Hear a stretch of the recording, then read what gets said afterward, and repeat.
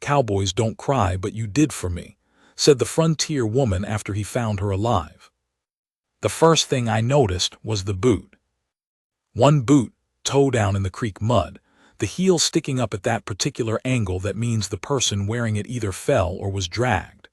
I'd been riding since before the sun came up, looking for 3 steers that had pushed through a fence line the night before, and I almost missed it. Almost rode right past.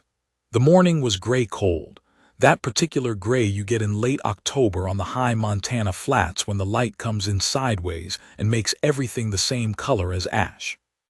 I pulled Roan up and sat there a moment. The boot was woman-sized, brown leather old, the stitching gone soft at the ankle. I didn't call out right away. I sat and listened to the creek and the wind in the dead cattails, and I looked at the way the grass was pressed down in a line leading back into the willows. Something had gone through there recently, or someone. I swung down, kept Roan's reins in my left hand, and pushed into the brush. She was maybe 30 yards in, collapsed against a cottonwood root ball, her knees pulled up and one arm thrown over her face like she'd covered herself against rain or sun, and then just stayed that way. She still had one boot on. The other foot was wrapped in what looked like a piece torn from a canvas bag, tied with a strip of leather. The wrapping was dark where it had bled through. I crouched down and put 2 fingers against her neck. Pulse was there, thin and fast, but there. I said, "Ma'am." She didn't move.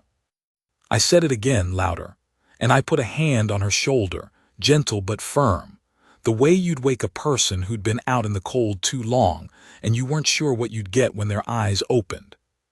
Her eyes opened.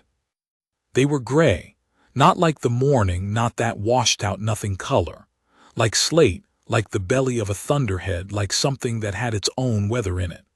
They looked at me, and I could see her trying to make out what I was, whether I was danger or something else. I said, "I'm not going to hurt you." She said nothing, but she moved her arm down from her face, and I got a better look at her. She was 40, maybe a little more, dark-haired, her face weathered in the way of a woman who'd spent real time outdoors. There was a cut above her left ear, dried black at the edges. Her lips were cracked from cold. She was wearing a rancher's coat, too big for her, man-sized, with 3 buttons missing. I said, "Can you tell me your name?" Her voice came out rough, like it needed breaking in. "Clara Voss." "All right, Clara Voss. My name's Will Hatcher. I've got a place about 2 miles east of here. Can you ride?" She looked at me for a long moment, and then she looked past me, back through the willows toward where Roan was standing, and I watched something decide itself in her face. "I can ride," she said. Getting her up was a project. She wouldn't take help at first.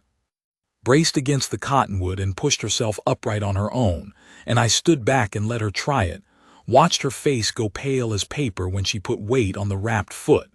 She made no sound, pressed her lips together, breath through her nose, and stood. Took 1 step and I caught her before the second one put her back on the ground. She grabbed my arm hard. I didn't say anything about it, just steadied her and walked her through the willows to where Roan stood waiting, patient as only a good horse gets after 15 years of being worked right.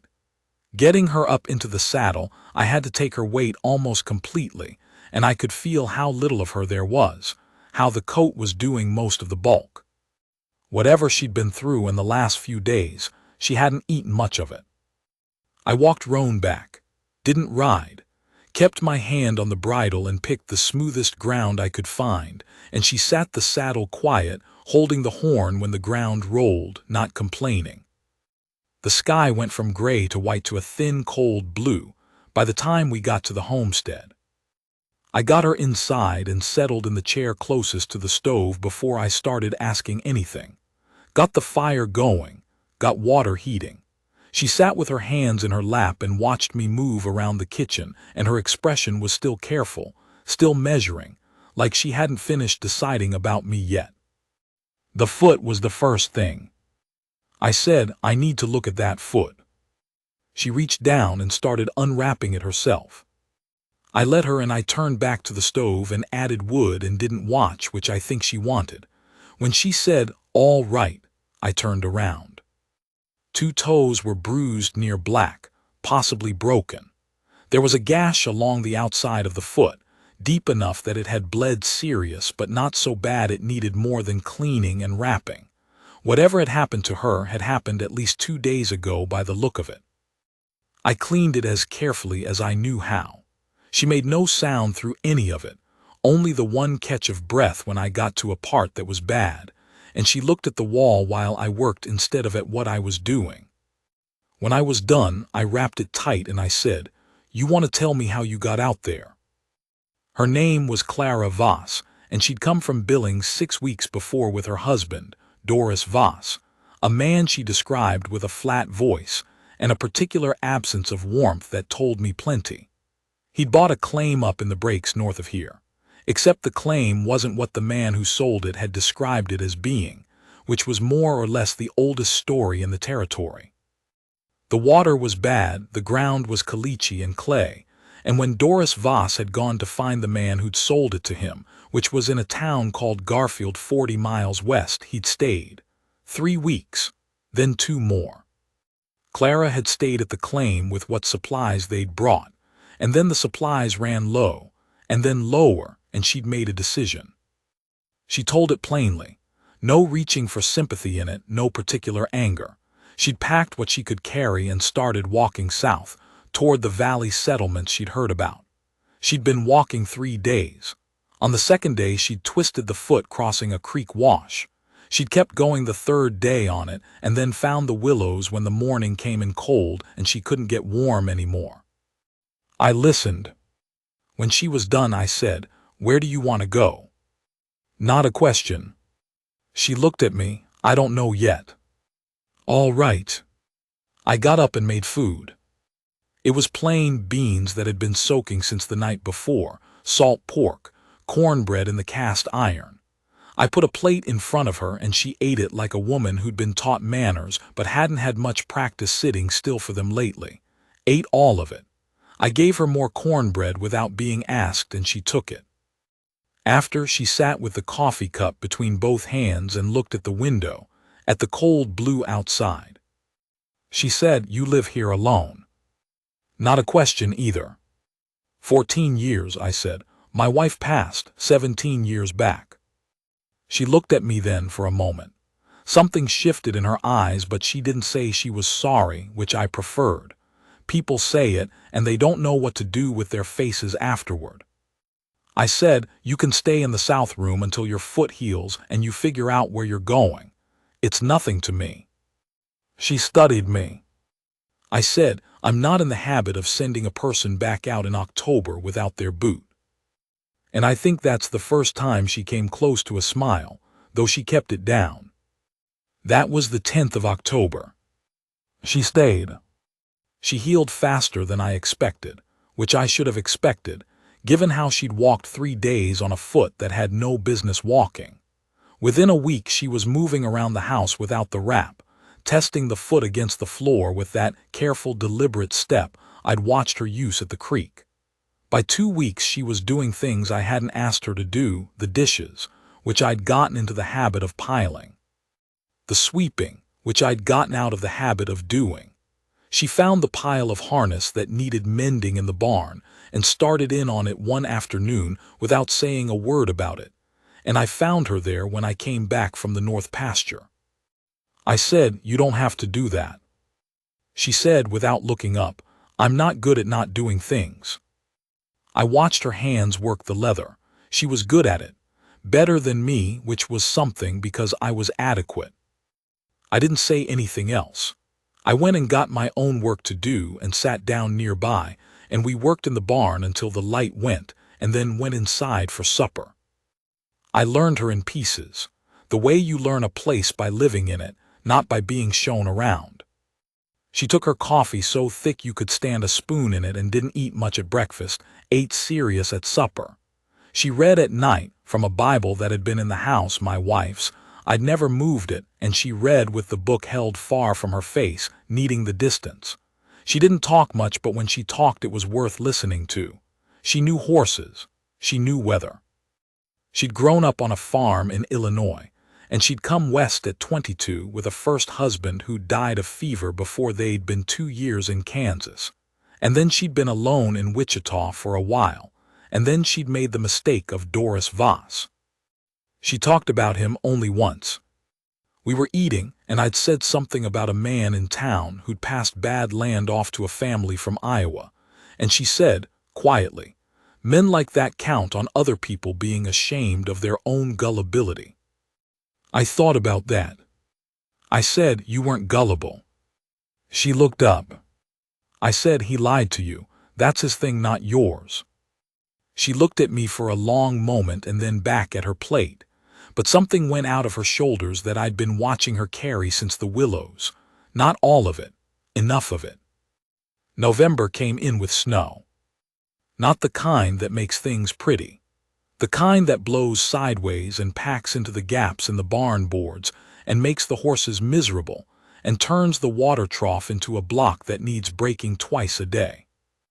I was out in it most of every day and came back at night soaked through and half frozen, and she would have food ready and sometimes not say anything about the state of me and sometimes say, "Sit down before you fall down," in a way that wasn't gentle but was something. I'd been alone a long time. 14 years is a long time. I'd gotten used to the particular quietness of it, the way your own habits fill a house up until the house doesn't feel empty anymore, just settled, like silt on the bottom of still water. And then she was there, and the silt moved. It wasn't a bad thing. It surprised me is all. She cooked like a woman who'd learned to cook for more people than she had. Big batches, good seasoning, things that improved being left overnight and eaten the next day. The house smelled different. Not better or worse than before, just different, inhabited in a different way.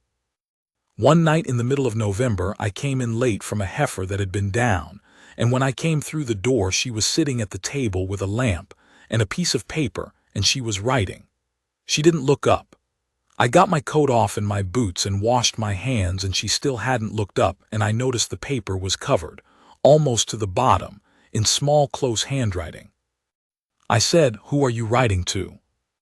She said, "No one, myself. I do this sometimes."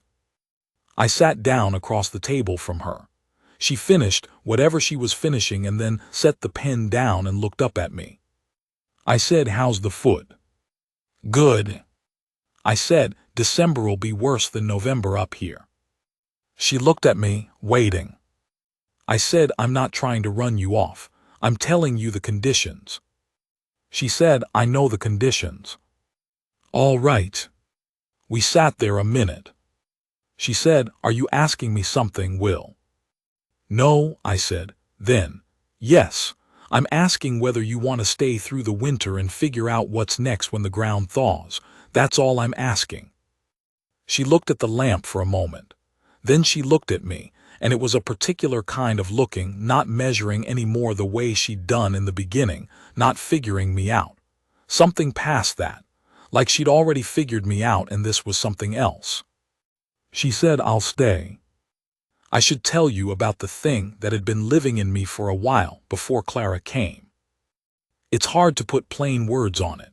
I've never been much of a talker about my own insides, which is not unusual for a man my age and not something I have a lot of regret about. But I've been sitting here telling this thing straight, so I'll tell this part straight too. I was 61 years old that October. I'd ranched this land for 22 years, the last 14 alone. My wife Ruth had died in the spring of '89, a thing that happened fast and wrong and left the kind of hole that doesn't fill. We'd had no children that lived. My closest neighbor was 9 miles. I went a Hardin for supplies maybe 5, 6 times a year. I had men who worked the roundup, 2 or 3 depending on the season, and they were fine men, good workers, and we got along. And every fall they rode out and the quiet came back in. What I'm saying is I'd been a long time without being needed. Not needed for the work, the cattle needed the work, and the land needed the work, and I understood what I was and what I was for in that way. I mean needed by a person, known by a person. The kind of needed where somebody's face does something when you come through the door. Ruth had been that. I'd had it for 16 years and then it was gone, and I'd spent 14 years telling myself I was fine without it, which was true in the way that you can be alive without a lot of things that made being alive feel like something. I was fine. I just wasn't anything more than fine. And then there was a boot in the creek mud. I won't make it out to be a thing that happened fast or neat. It didn't. She was a careful woman, Clara Voss, careful in the way of someone who'd been burned before and knew the particular smell of smoke. And I was not a man who knew how to reach toward another person without feeling like I was asking for something I had no business asking for. But December happened and January happened, and by the time February came, we'd settled into a way of being in the same house that was its own kind of thing. She knew when I was troubled without me saying so. She could read it in how I sat at the table, in whether I spoke first or waited. She didn't pry. She'd just sometimes say something sideways, something about the cattle or the weather, and I'd find myself talking, and we'd work around to whatever was sitting on me. I knew things about her too. I knew the sound she made when she was reading something that frustrated her. I knew she dreamed hard sometimes, turned in the night, came out in the morning with that particular set around her eyes. I knew she was not afraid of cold, but she was afraid of small dark spaces, which I'd figured out by the way she moved through the barn, always at the middle of the open space, never at the walls. I knew she missed the prairie the way people miss the thing they're built from, even when the thing was hard. She'd come from Illinois flat country, and she'd lived in Kansas flat country, and the breaks and ridges of this place still caught her sometimes. I'd see her stop in the yard and look at the hills like she was trying to come to terms with them. In February, a bad week came. It does every winter here, a week where everything decides to break at once, like the cold gets bored and turns mean. The water pump froze and burst at the coupling. The roof on the south side of the barn started weeping, and 3 boards had to come off and be replaced, and the work was miserable, up in the wind with numb hands. One of the older cows, one I'd had for going on 8 years, died in the night, which wasn't a surprise but landed on me anyway. Clara helped with all of it. Not in a stepping back, handing tools way. Right there doing the work, up on the barn roof with me when I told her she didn't need to be, and saying she was there until I stopped arguing. The night after the cow died, I sat at the table for a long time and didn't eat what she'd put in front of me, and she sat across from me and didn't eat either, and after a while she said, "Tell me about her." "The cow." "Yes." "She was a good cow," I said, which sounds ridiculous but was the truest thing I could say. "Calm, never gave me trouble, had good calves. I had her since she was 3. Clara nodded. I said, "I'm getting old enough that things dying on me hit different than they used to." She was quiet. I said, "Used to be you'd lose an animal or lose a season, and you'd think next year. There's always next year. Now I'm doing the arithmetic." Clara put her hands flat on the table. She said, "You're not old, Will." 61. "That's not old." "Feels it sometimes." She looked at me for a long time, in that way she had, not uncomfortable, just straight. Like she didn't think looking at a person too long was anything but honest. She said, "I don't see an old man." I didn't say anything. She said, "I see a man who's been doing a hard thing alone for too long, and tells himself it's not hard." I picked up my fork, set it down. She said, "I see a man who could have left that creek without looking, who chose to look." March. The snow started pulling back from the south slopes and the mud season came in, which is its own kind of misery, but at least it's a warm misery. The cattle started coming back to themselves, moving around, interested in things. I found 3 of the heifers I'd been worried about were carrying, and that was better news than I'd had in a while.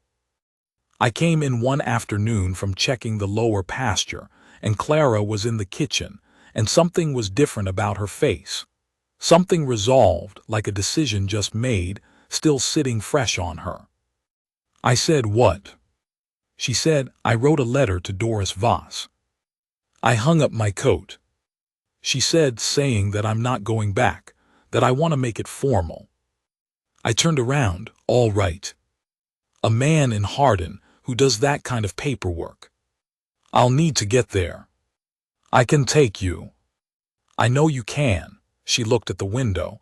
I know you've been waiting for me to figure this out. I said, I haven't been waiting for anything. You've been patient.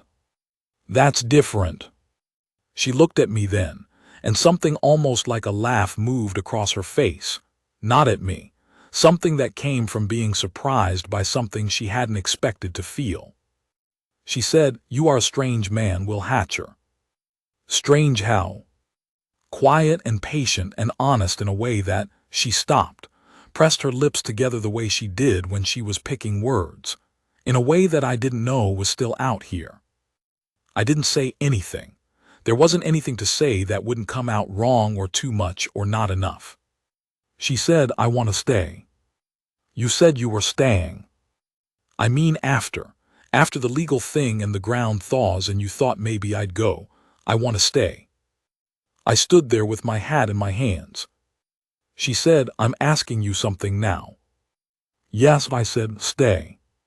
She went to Hardin in late March, and I drove her and sat in the wagon outside the law office while she was inside, and when she came out her face was clear in a way I hadn't seen it before. Not happy exactly, not that kind of light.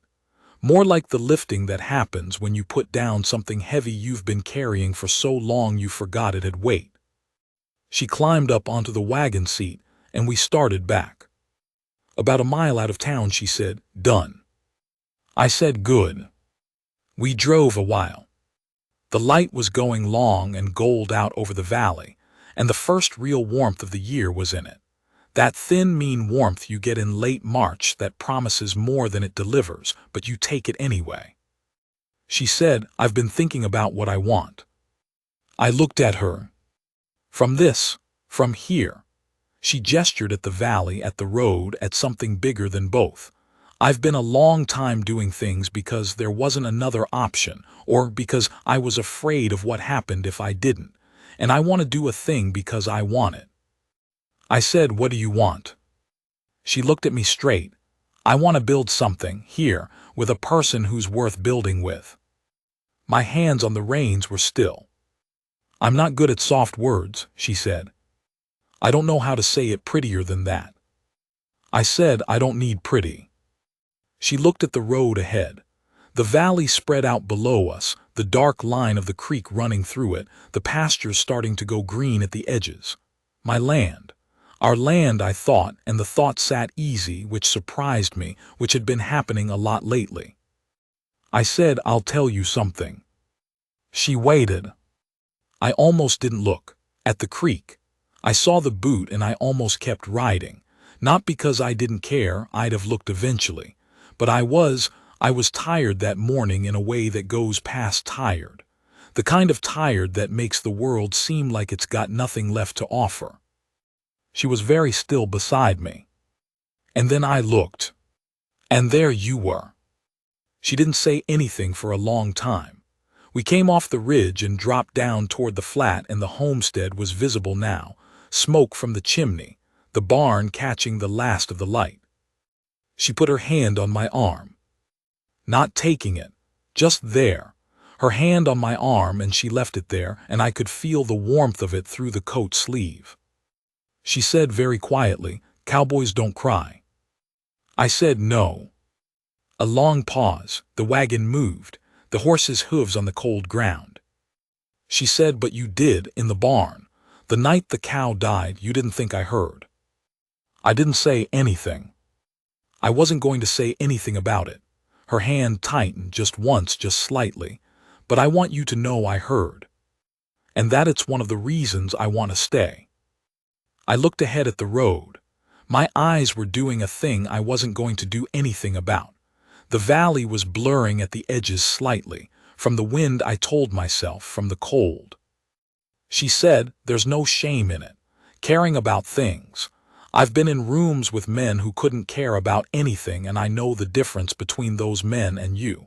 I knew it from the creek. I said I wasn't going to tell you that. I know. It's not. I know, she said again, softer. It's all right, Will. We came up to the gate and I stopped the team, and I sat there a moment before I got down to open it. And her hand was still on my arm, and the valley was going to colors in the last light, copper and rose, and a deep blue out over the eastern hills where the night was already coming in. I said, I'm glad I looked. She said, I'm glad you looked too. I'm not going to tell you, I became a different man. That's not how it works. I was still the man I'd been, quiet, too much in my own head, not good at asking for things. I still had bad mornings where the weight of all the years sat on me, and the work felt like just work and nothing like enough. I still lost cattle and fought weather and had seasons that went wrong in ways that cost me. But I stopped doing the arithmetic. That's the thing she gave me, though she never said it that way. I stopped counting what was behind me and measuring it against what was left. Stopped looking at the land and the years and calculating what they added up to. A man does that when he's alone, when there's no one he's accountable to for continuing, when the question of whether to keep going is just between him and the morning. You start doing the math, and the math isn't always in your favor. You need someone to do it for. That's what I know now at the end of this.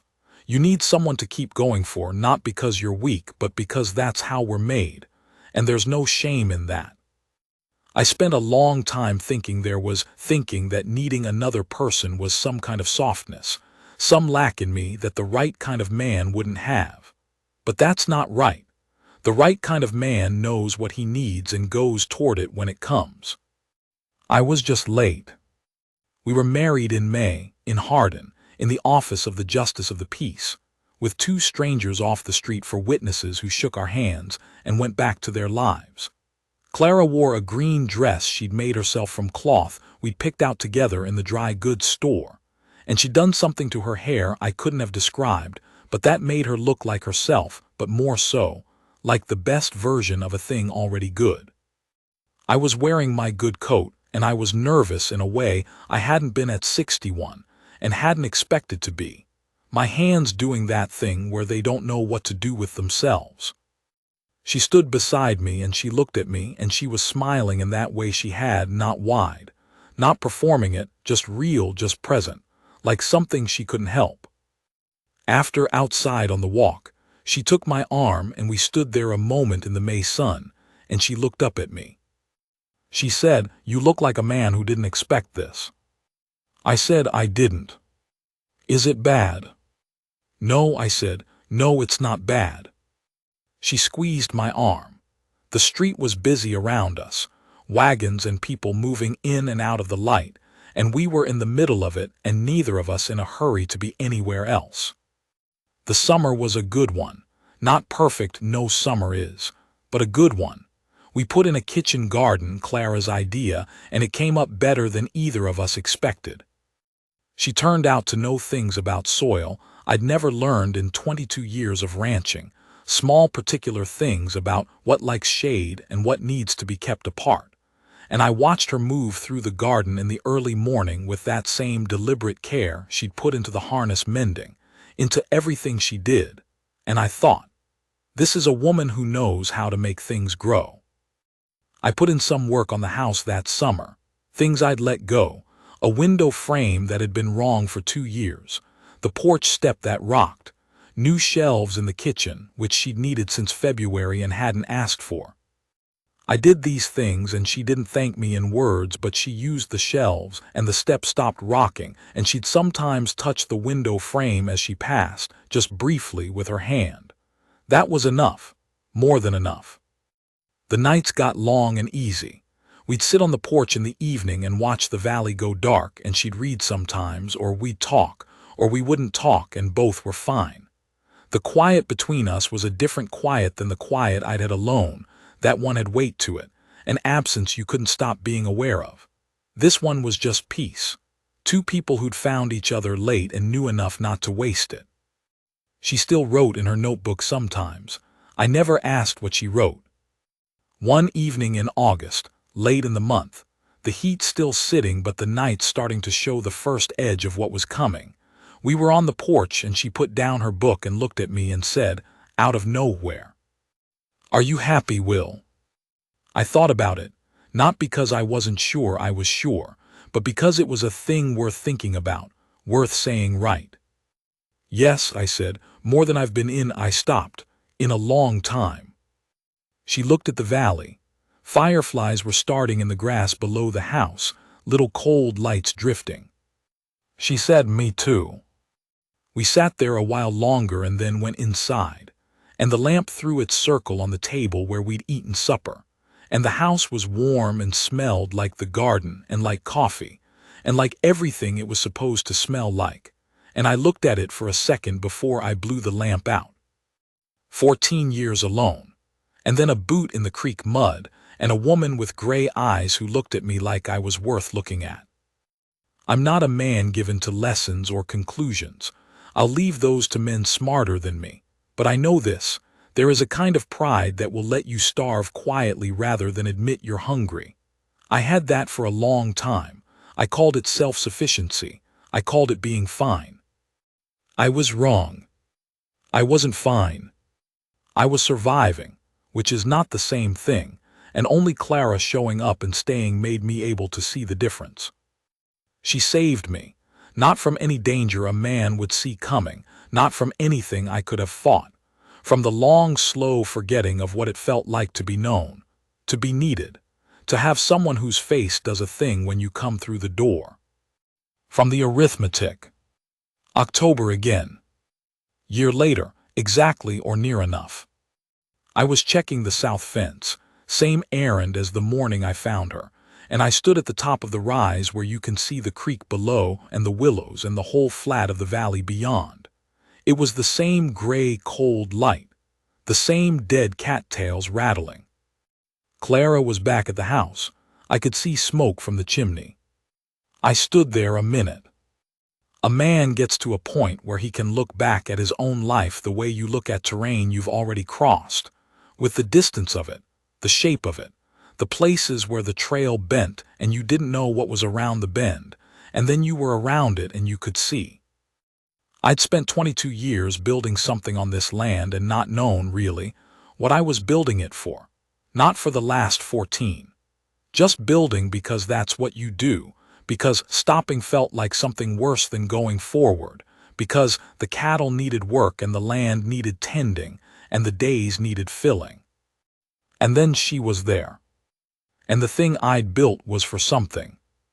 I didn't stay long at the fence. The cattle were fine, the fence was fine. I turned Roan around and rode back toward the house, toward the smoke, toward the lit window I could see in the kitchen where she was. She heard me come into the barn, she always did, some awareness she had, and I heard the door from the house to the porch open, and then she was there in the barn doorway with her coat thrown over her shoulders and her hair down from the braids she'd had it in all day, and she looked at me the way she always looked at me. Like I was worth the looking. I unsaddled Roan and hung up the tack, and she stood there and waited for me in the doorway. I came out and stood in front of her. She said cold. "Some." She reached up and adjusted the collar of my coat, folded it up against my neck, her hands quick and sure. Then she left them there for a moment, at my shoulders, and she looked at me. "Come inside," she said. "I made something good." I put my hand over hers. Outside the barn, the October valley was going dark at the edges, that deep blue coming in from the east. The smoke from the chimney going straight up into the cold, still air. The cottonwoods along the creek below turning their last color, gold and rust, going out the way they always do, all at once, before the bare bones come. I held her hand and she looked at me, and it was there in her face. The same thing it always was, clear as slate, clear as weather, no hiding in it. She'd chosen this, chosen me. Not because she had nowhere else to go, and not because I was the best thing available in a bad situation, and not out of gratitude or necessity or accident of circumstance. She could have left in spring. She could have left a dozen times between October and spring. She stayed because she wanted to stay, because she looked at this man and this land and this plain, ordinary, hard, good life, and she wanted it. And that is a thing you cannot give yourself, no matter how long you work or how well, no matter how many seasons you survive.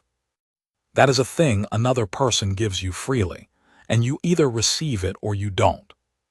I received it. "Come on," she said. We went inside. And